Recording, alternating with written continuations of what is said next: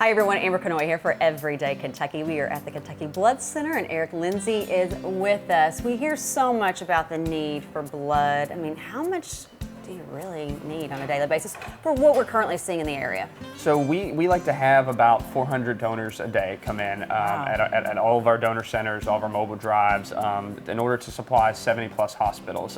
That's taking into account, of course, we know that there's going to be about 10 to 15% of donors that are come in and deferred, but to meet those demands of the 70 plus hospitals we serve, Monday through Saturday operations, we'd like to have about 400 donors a day, and quite frankly, we just recently have not hit that mark.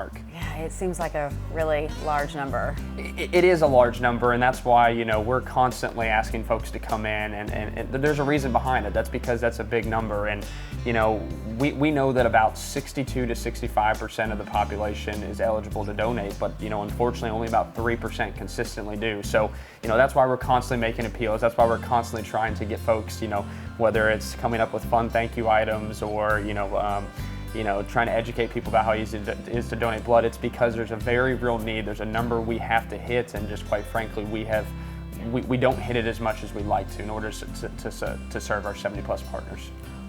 What particular age demographic would you really like to speak to on this, that you really need them to kind of step up? It's a great question, because quite frankly, anybody that is 17 or older, 16 with parental permission is eligible to donate. So our target audience is across the board. We need everybody to donate in order to meet that 400 plus donors. But what I can tell you is there's certain age groups that we struggle with. We know that specifically since the pandemic happened several years ago, we know that our older donors 50 and over really stepped up, and we applaud those folks, and we need them to continue to donate.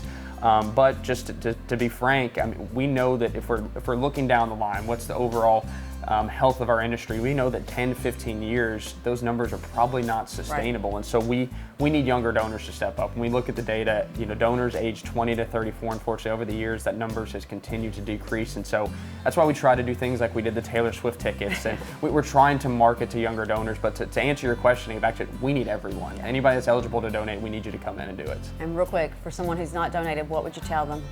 It's so easy to do. There's so many different things you can do in your community to give back.